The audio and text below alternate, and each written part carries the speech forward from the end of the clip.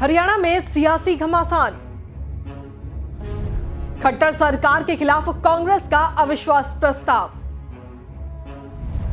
औंधे मुंह गिरा कांग्रेस का अविश्वास प्रस्ताव। किसान आंदोलन के बहाने कांग्रेस ने हरियाणा की बीजेपी जेजेपी गठबंधन वाली खट्टर सरकार को घेरने के लिए अविश्वास प्रस्ताव का दांव खेला था, जिस पर बुधवार को चर्चा हुई। कांग्रेस द्वारा लाए गए इस अविश्वास प्रस्ताव से पार पाने के लिए बीजेपी और जेजेपी दोनों ही पार्टियों ने अपने अपने विधायकों के लिए व्हिप भी जारी कर रखा था, जिसके बाद खट्टर सरकार ने अविश्वास प्रस्ताव पर हुई वोटिंग में जीत हासिल की है।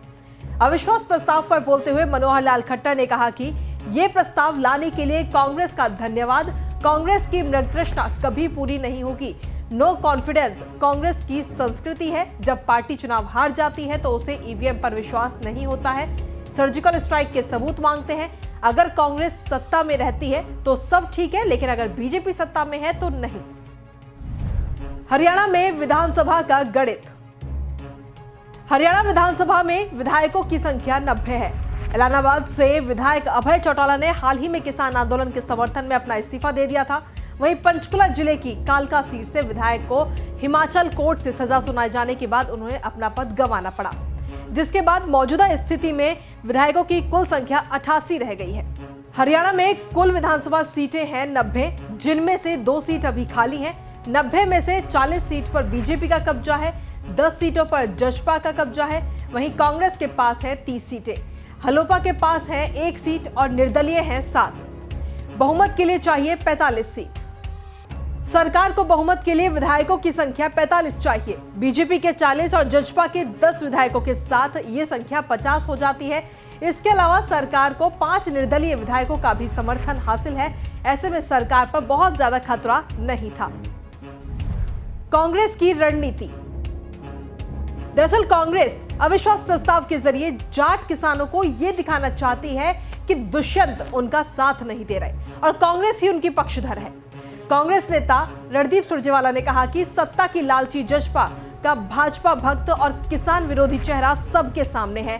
सभी जसपा नेताओं और कार्यकर्ताओं से मेरी अपील है कि वो किसान आंदोलन का साथ दे और मोदी भक्ति में लीन जसपा को तुरंत छोड़ें। कांग्रेस पूरी तरह से किसानों के साथ है और बड़े से बड़ा बलिदान करने से पीछे नहीं हटेगी। कांग्रेस की रणनीति के बारे में अगर हम बात करें तो कांग्रेस के पास 30 विधायक हैं और 2 निर्दलीय का भी कांग्रेस को समर्थन है। ऐसे में कुल विधायकों की संख्या 32 है, पर बहुमत के लिए 45 विधायक चाहिए, जो कांग्रेस के पास तो नहीं है। अविश्वास प्रस्ताव लाने के पीछे कांग्रेस की रणनीति।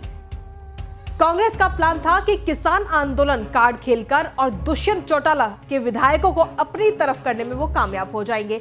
ऐसे में सरकार गिर जाएगी।